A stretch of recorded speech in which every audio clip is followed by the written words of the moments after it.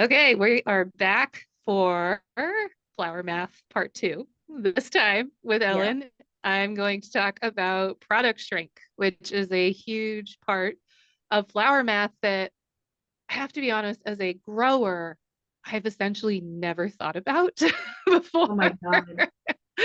And, as a grower florist, like with Yeah. my own, I don't have shrink, Yeah. but I was reading this statistic, which actually literally is the number one reason we prompted this Yes. particular flower math podcast series, is I shared this statistic with you, Ellen, and we were both like, oh my God. Yeah. There's a statistic from Hannah point of sale software on it's a major florist software that a lot of florists use. They have the statistic where they've been tracking their florist, and Yeah. they said 45% of the flowers that a florist gets in never get sold. That's product shrink. That's what that means, is almost one out of every two flowers never makes it to a customer. Like, what? Because It that is is a so huge profit stressful. loss. That is so stressful. And it's funny to me also just to hear you say that you never think about this. I I've feel like never this had to is think about it. all I think about. It's all we think Wow. about, talk about. It is the main focus of our retail work, is how not to waste stems, how not to end up with stems at the end of the week, how not to compost stems. Constant thinking about Wow. this topic. Yeah, because if you bought in that flower and then you absorb that expense and then you get no return on that expense, if you lost 45%, Yes. you would be out of business like immediately. And I really want growers in particular to understand this. I also think I wanted to highlight this statistic because I want other florists, especially new ones, Yeah. to think about this, because I did you think about it when you were first starting out? Was it something that hit your radar No. right And away? you know what? It didn't, because when we first started out, we were only doing weddings, and Mm, buying for weddings is much more manageable than mm, buying for a retail shop. So buying for a wedding is like, okay, I can do a kind of a recipe for everything, and I can, have a pretty good sense of what I need. I'm not usually going to be left with a lot left over. I might overbuy mhm. a little bit because I'm paranoid, but there's not going to be a lot left over. Retail, buying for a retail shop or buying for like at risk, I always think of it as Yeah. at risk stuff, Hmm. is just a totally different animal, because Yeah. you basically are going in, even if you have historical data, you're basically going in blind to the week of, You're are gambling. people going to buy this? I don't know. Right. Like, Right. Yeah. maybe. And as we said in the last episode, 60% of most floral sales in the US are retail. That Yes. they're shots in the dark is what Not in 60% the dark. of flower sales are in the US. So this is a major Yeah. factor to flower math, like And such a it's big factor. very stressful. It is very Mm, stressful. And one of the things that we when we can talk about buying local compared mhm, to buying from a wholesaler. So a lot of traditional florists who buy from a wholesaler, they expect shrinkage from what they buy from the wholesaler. As bad as that seems, that's the reality. Is mhm, that flowers coming from the wholesaler, often, if you get a 10 stem bunch, you are not getting 10 usable stems. Maybe you're mm. getting 9, 8, 7, 6 usable stems, but you're not getting 10 stem usable stems. There's some sort of damage or some sort of, problem. And so And is right off, that just because they've been shipped at such a big supply chain and things are absolutely. getting banged around? They've been out Sure. of water for a They've been long out of time. water. They're Yeah, in okay. plastic sleeves that make them have bruises. They Or get haven't been mildew or whatever. Yeah, yeah, mildew. One stem was randomly out of water, so that stem's wilted while the rest of the stems are fine. It yeah. is, from the point of them being cut wherever they're cut, mostly in South America, to the point till they get to you, there's Hmm. so much travel, there's so much risk of damage. And handling, lots of handling. Handling and change of temperature, right? I Hmm. mean, just like Hmm. the cold chain is not always intact. Perfect. Yeah. So, there's just a lot of risk. So already florists are getting flowers that have some shrinkage. And I think the majority of people say like about 10% shrinkage from Hmm. the wholesaler is what people are thinking about. So Yeah. say you already are saying, okay, well, 9 of my stems are going to be good, 1 isn't. Let's say Yeah. that. But now add on this 45% statistic that you just gave me. So now you're saying I bought 9 stems, but I can really only move 4.5 of them. Or 5 if you're lucky. Yeah. Yeah. I can only move 5 of them. So any profit that I made on those 5 stems is washed away by the 4 stems that I couldn't sell. Yeah. Every Yeah. every stem that you have left in your cooler that didn't sell is the profit of those stems that you did That's gone. sell. Right. I mean, Yeah. it is a I very, shouldn't laugh. It's it's depressing when very you really challenging. think about it. Yeah. So when you get I don't order much from like traditional wholesalers. Sure. So when a flower shop gets their order in from a traditional wholesaler, one of the big guys, importers, and you're unpacking and processing, and you notice 2 stems in this 10 stem bunch are smashed or bruised or whatever, are you getting a refund for that, or you have to absorb that? Is that part of like what you have to just grin and bear it? I mean, part of it, if it's not a lot of stems, I think most florists are like, well, I'm not dealing with it. I'm not going to Yeah, go through calling the wholesaler, trying to get a credit for $10. It's right, just not worth my time. I'm busy. I'm like right. doing stuff. Yeah. If for me, and we don't buy a lot from the wholesaler, but when we do, if we had like a whole bunch of something, like a 10 stem bunch that just was not, like sometimes we would get, tulips from Van Dyke, and Van Dyke's Mhm. quality is great, but it might just be that one bunch got moldy in the cooler. Yeah. So in that case, I would tell the wholesaler like one bunch is moldy Okay. and ask Okay. for credit. Nobody has really, refunds are not really like, it's mostly credit that you Okay. get when you make that sort of complaint. Um, the challenge is that, especially for event work or holiday work, God forbid, it's like Thanksgiving or Valentine's Day, Oh my you know, God. is like if you have damage to the stems, a credit doesn't really help you because you don't have the stems you Hmm. need to do the work. Yeah. So you might be scrambling for, Because looking that for. also, in some ways, will eat into your profitability. If you had this one recipe, it was working well, but now you didn't have this, like we talked about in the last episode, you didn't have this more cost-effective stem. So now you're like, oh crap, this arrangement isn't looking great. So I'm going to put an additional big fancy 5 stem in. ranunculus in it. Right. And now you've just like eaten your lunch. Shot the budget. Essentially, You've it's shot the gone. It's budget gone. completely. Right. Absolutely. Yeah, I could see how that would happen all the time because we as anybody who's generally in flowers, I think has a generous spirit and wants Of course. desperately for people to love and appreciate what you've created. It's art. And so the last thing you want to do is send out like a piddly arrangement just because you got shorted stems We are from chronic the supplier. overfullers anyways. So, Yeah, right. And um, now you have that. right. So I want to go back to point out that if you're, and this is not a judgment, this is Sure. an observation as an outsider to this particular challenge, Yeah. is if you don't claim a refund or credit or whatever for those like 1 or 2 stems you could have every once in a while, and you do that throughout the history of your Absolutely. shop, you start Huge. losing thousands of dollars with time, and that's just not cool, man. I don't like Not, that. it's not cool. No, it's not Yeah, cool.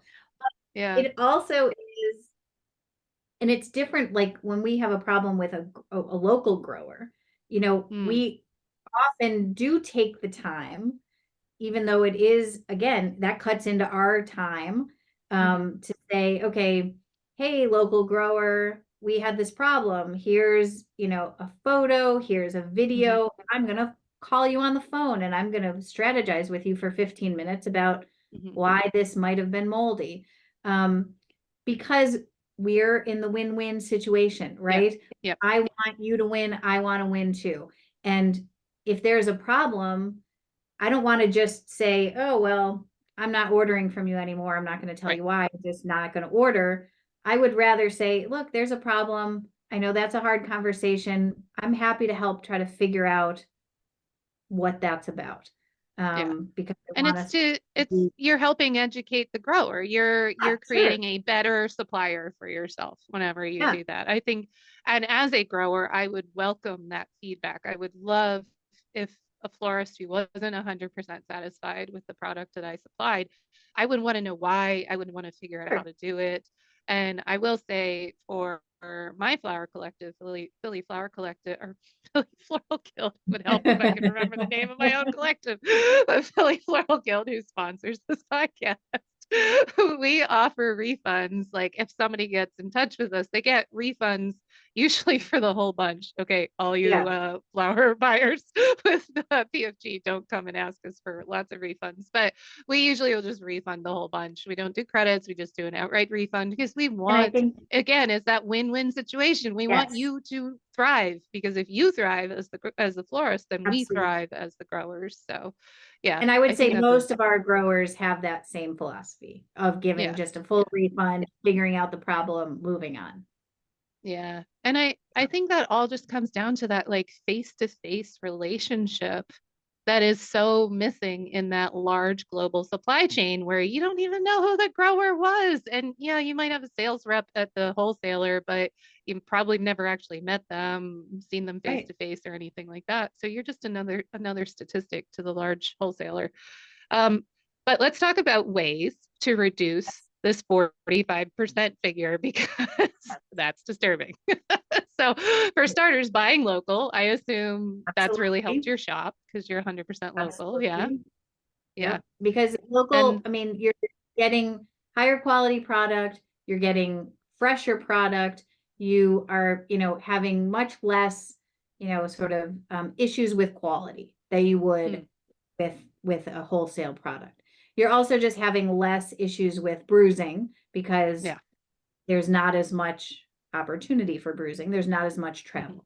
The travel hmm time, the travel distance, the travel logistics, they're Yeah. much. And usually things like botrytis in the bunch.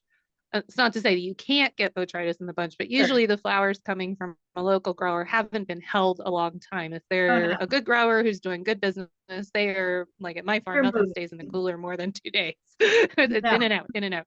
Yeah. So that really helps too, Absolutely. versus the traditional cold chain is like 8 days long or whatever like that. So, Right. So so if you're buying a product that from a wholesaler that's been at the wholesaler for a week and it traveled for several days, and you're by the time mhm, you're getting it, it's already 12 days old. Of course, if it sits in your cooler for another 2 days, you're going to be like, you know what, this does not look good enough to sell. yeah, Then you're yeah. throwing it away. So just the freshness piece from a local grower is going to, raise the potential for sales, a lot. Mm, much higher. Yeah, there's a Yeah, longer window for sale at that point. Like you literally have absolutely. more days to sell it. Yeah, right. Yeah, yeah.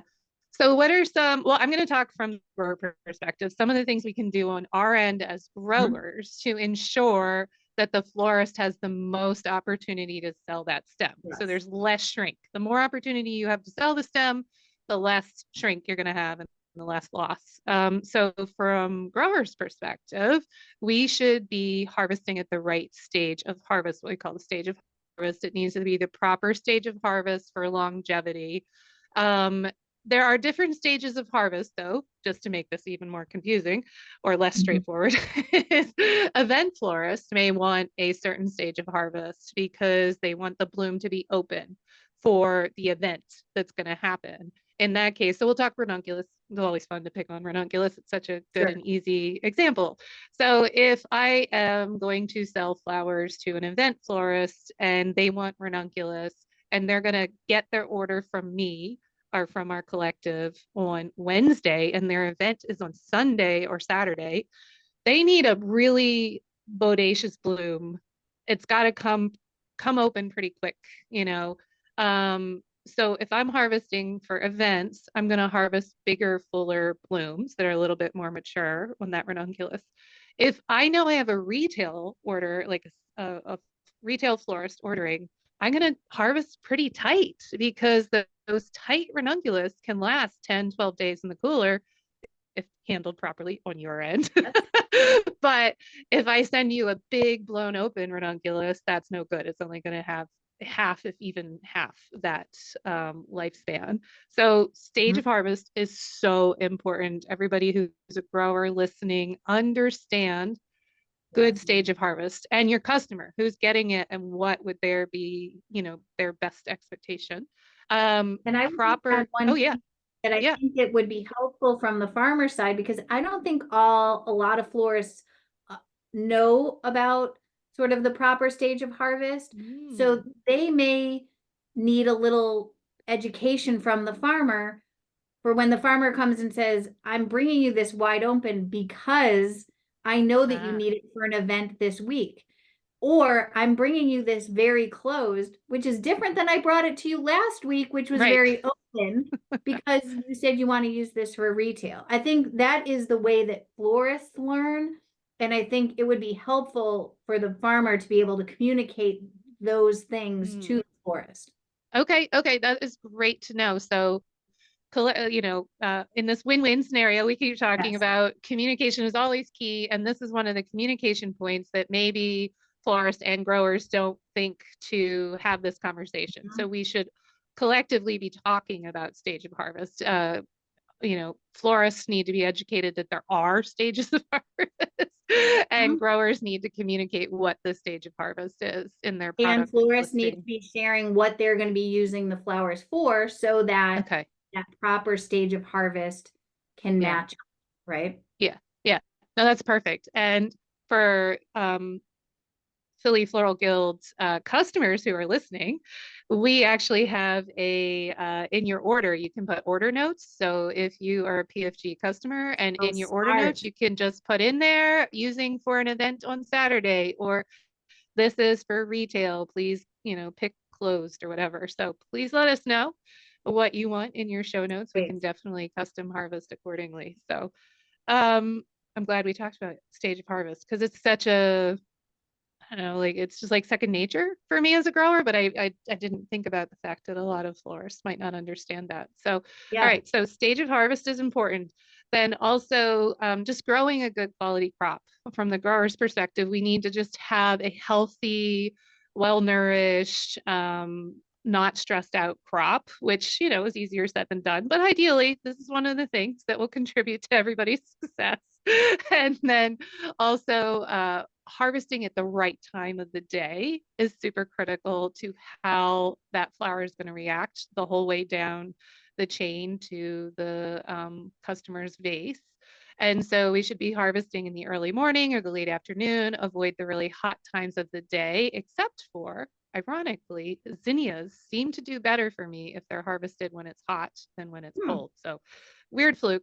Um, Right. and then making sure you get that field heat, what we called field heat, off of the bunches right away. So instead of letting those bunches sit out in the heat after they've been cut, God forbid letting them sit out of water. Don't do that for the record. Don't ever let them sit out of water in the heat. But you want to get them in the cooler as fast as possible if there's something that needs to be chilled. There's a few exceptions. Again, zinnias don't want to go in the cooler, so you don't have to do that. But most flower bunches want to get in a cooler right away. And speaking of coolers, growers, you really should have a cooler if you're selling wholesale stems. It's very important that you start that cold chain immediately so that the florist is going to get the longest base life out of it and have less product shrink.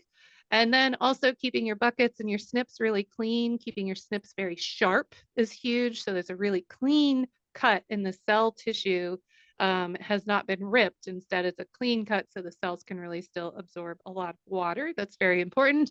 And then making sure that stems get properly hydrated before they go out to the florist. So I think there's this misunderstanding, especially among newer growers, that you want to pick it and get it right to the florist like immediately. And that is very stressful on the freshly cut product. The freshly cut product wants to sit and hydrate without the stress of a long jostling ride to the florist. So you want to actually let your stems hydrate for at least 8 hours before you send them out to the florist. So they're nice and turgid, really healthy, not coming in wilted This is and such a freak them good out. point because Yeah. it's also stressful to the florist because a lot of times when a farmer does that, Yeah. usually it's because they either don't have a cooler or, sometimes that happens. But Yeah. what happens for us is that the farmer will often say, this product was just cut. It's better if it hydrates for 24 hours. Well, that's fine, except if you are selling it to me, I'm expecting that I can use it Yeah. Turn around and use it, the right? moment that it gets there instead of saying, Right. okay, now I send it in the cooler and hydrate it for another 24 hours. The Hmm. florist doesn't necessarily know that that's the case, and they're expecting to be able to use a product Yeah. as is once it gets there. Yeah. Yeah. So don't put hiccups in that process. Also, I just think seeing wilted product come in must give you a lot of anxiety because you don't know if it's gonna perk back up. Maybe it'll never perk back up. There's different Very flowers that I stressful. grow that you never know. It's a hit or miss. Good luck. Yeah. So another thing that you should be doing is keeping your buckets very, very clean. I might have said that one already, but that is something that bacteria builds up in right away in buckets, and bacteria is what kills flowers fast. And then I would encourage growers to be using something that I like to use at my farm is called CVBN or chlorine tablets, Gerber tablets. This is very helpful with flowers that are a little bit what we call dirty, that create a lot of bacteria in the water very quickly, particularly when you first bring them out of the field. So I'm sure, Ellen, you use chlorine tablets too, but for growers, this is super valuable when you're bringing a hot and dirty stem in from the field and then you put it in water without any way of killing all the bacteria that's on that stem, then there's like an immediate like surge of bacteria in the water. So when you put a chlorine tablet into the harvest bucket right away, that's a way of essentially cleaning the stems, cleaning the junk off of the stems. And so when it does get to the florist, it's a really clean stem. And then it's up to the florist from there. But at least you haven't created this bacterial sludge for everything. So get those chlorine tablets, you guys, to add to your harvest buckets. And those tablets last for 72 hours and then they evaporate off. So it's not a chemical that's going to go into your water system. That's one of the reasons I'm comfortable using it is because it's just going to evaporate away.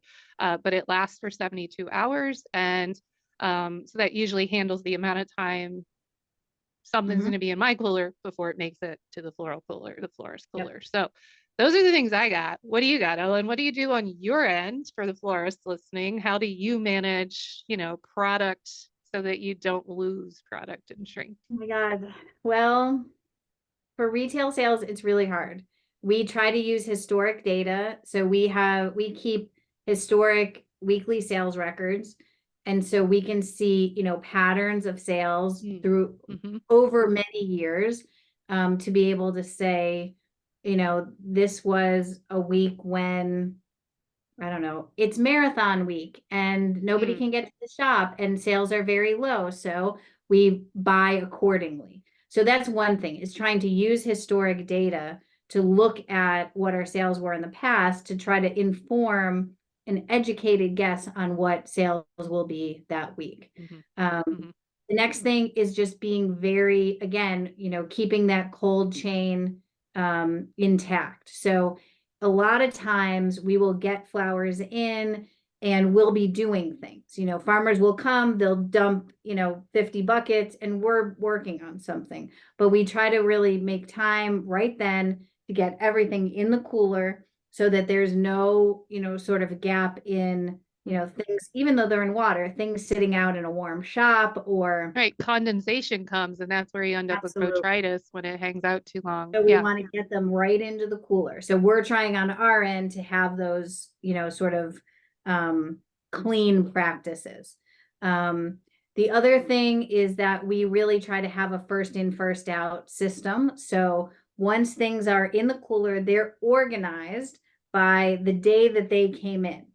So in the cooler, we have signs on our shelving, Monday, Tuesday, Wednesday, Thursday. So anything that came in on Monday gets used first.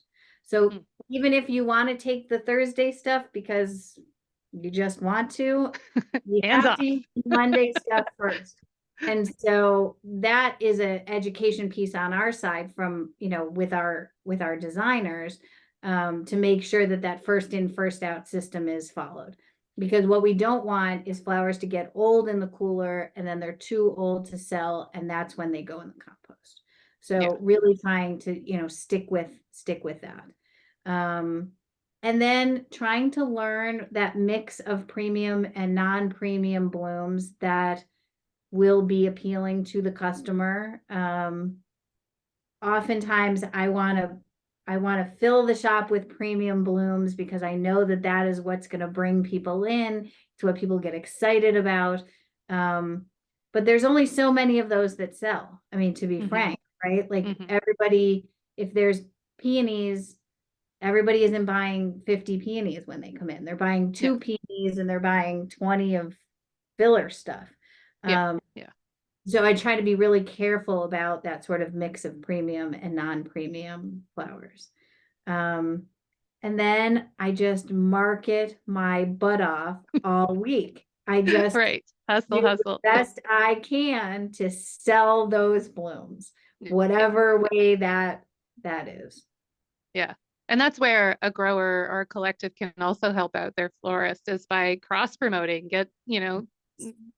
put it, if you see something posted, repost it, say something, as many people as possible, knowing that you have flowers for sale is in the best interest of everyone. So absolutely. In that win-win thinking, the more, because a lot of times a lot of our growers don't sell to end users. They don't sell to, a client, but they know lots of people that want to support them or want to. So it's easy to say, find our flowers at these 5 florists, or head over to Local Color Flowers because they'll have our flowers on Saturday. It's a way to get your customers into our shop to buy your product. The more we sell, the more we can buy from you.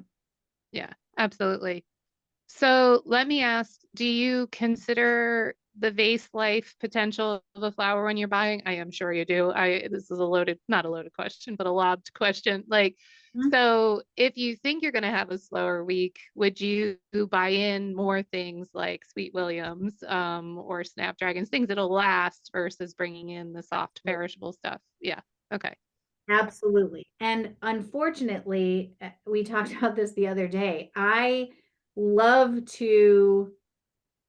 my shop to be, part of what is so great about our shop is that we are highlighting so many amazing local flowers. I want to have all the good things. I want every good thing in there. However, there are some things that, like, on our retail day is Saturday. So I know that if something doesn't sell on Saturday, we've got a few days before we have anything going on in the shop again. So I can't be left with poppies. I can't be left with any flower that doesn't have, a significant vase life. I can't be left with it. And so unfortunately, I've sort of pulled myself back a little bit so I don't bankrupt myself. Well, I mean, you got to make money. Bank back a little bit to say, I would love to sell poppies by the stem on Saturday, but I can't risk it. That is too much of a risk. So, things like, things that have long vase life, like ranunculus, like you can keep in the cooler. Even tulips you can keep in the cooler. And Sweet William, anything that has like 5, 7, 9 day vase life, then I have some more flexibility. But absolutely, we are thinking if it's for retail sales, it has to, and the second piece we often think is, can it be dried? Because I was about to ask you, you do a lot of drieds as a way to hopefully offset that shrink, Absolutely. right?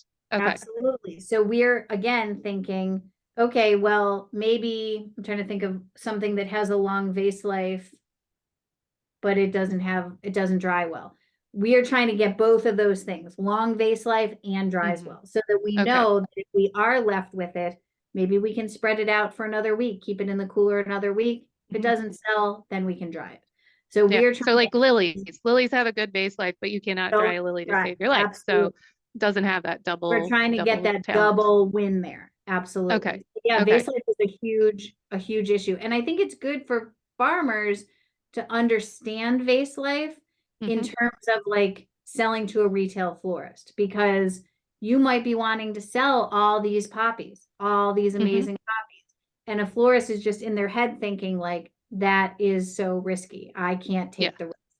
And so it's Right. not that I don't like it. It's not that it's not a good product. It's not, it's Hmm. too risky for me. If it was for a Yeah. wedding, great, terrific. I Right. can use that fine. But for retail, we have to be really conscious of vase life.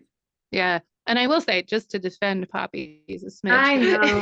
is that I grow a lot of Icelandic poppies. And if you pick them at the color crack stage before they've Color even crack stage. lost their sepals, and if the florist stores them, properly, they actually can hang out. I've had them hang out in my cooler for over 2 weeks for my own use, Yeah. and then still turn around, use them, and they still have a good base life. So that is really um you need that linkage between the grower and the florist, and the grower has to pick it at the right stage, the florist has to handle it right, and then it does work. But you're right, they don't Yes. dry. So so Yes. at that point there's no hope. Yes.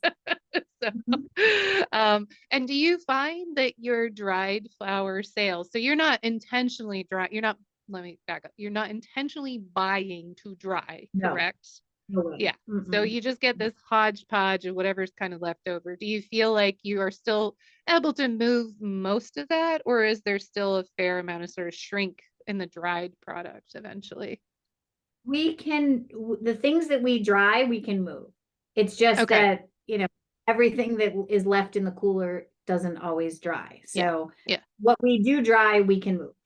Okay. It is, maybe not, this is a whole nother conversation. It's not some huge profit that we're making. I mean, maybe we're Yeah. breaking even on that stem, but at least we didn't lose that stem. Right. Because there's, time invested in hanging it and taking it Hmm. down, and it's hard to use, and got to make Yeah. something with it. But at least we're getting something for it rather than just throwing it in the compost. Yeah. Or at least you're banking it so that at least Yeah, you, if you did need it, you have it versus absolutely. trash. Yeah. Hmm. That's at least you're saving it for later. So cool. Yeah. What else can people do? Anything that you didn't think of or we didn't talk about that people could do to avoid product shrink? Because it is such it's a problem. I mean, I really didn't realize how much of a problem it was. And Yeah. now that I understand this element of your business as a flower shop, I'm kind of in awe that you're still here We're after still all these here. years.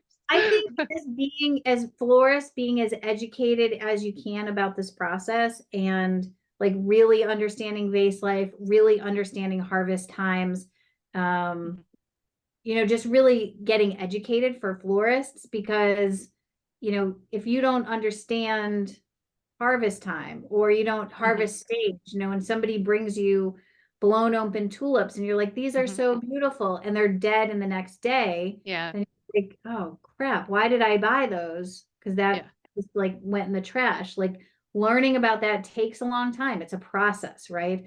But I think just like being committed to learning about that and getting educated about that, I think is going to be a huge asset. Yeah.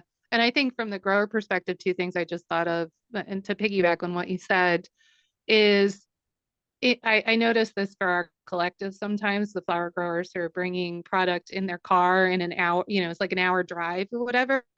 And sometimes those tulips or something like tulips get hit by warm sun on the drive. Oh yeah. And then by the time they get there, they're blown open. And it's like, well, this doesn't work. So Mhm. if you are a grower transporting your flowers very far, um, you want to make sure you have blacked out windows or no windows. Like, don't let those blooms get exposed to sunlight on the hour drive to wherever you're going to the florist. That can be a major disappointment for both of you. And then the other thing you said earlier that I want to highlight as well is you mentioned this in response to wholesalers, but as growers, we really need to keep a close eye on this. If there is a stem in the bunch or multiple stems in the bunch that's like an inch higher in the bunch, then, if the stems are just all wonky at the bottom of the bunch, Yes. some of those stems are not in water when they're being transported, when they're in the cooler or whatever. I see this in less experienced growers or growers with less experienced harvest crew where the stems are just all over the place. And then that you inevitably have wilted stems. And Absolutely. then as a florist getting those in, I'm guessing it's a pain in the butt because even if they didn't wilt, say there was enough water in the bucket that they came in, now you have to unbundle them and cut them or line them up or whatever Yeah, to get them to the right level to be even on the bottom, right? And isn't that a pain absolutely. in the butt? So, It yeah. is, and it's also just something that we don't always see right away. Like Mm-hmm. it's not if it's a big order, we're not, I mean, frankly, we're not inspecting every bunch that Mm-hmm. comes in. We're looking at the buckets, we're checking the invoice. Yes, it's 50 bunches, and we stick it in the cooler. It might be a day or two or more before we're actually going in to use that bunch, and we're like, oh, I wish I had seen this Womp before, womp. or I wish this Right. wasn't exactly like we just may Yeah. not Yeah. catch it in time to Yeah. even, be able to remedy it. Yeah. And I So would that's say another there's thing growers another can thing I do. think, yeah, that florists, I mean, that just made me think, like, again, with the training on our staff side, is that we, and this has taken us a long time to really focus on this, is a lot of times we'll pull stuff out of buckets, to use from the cooler, and a bunch will come out of water.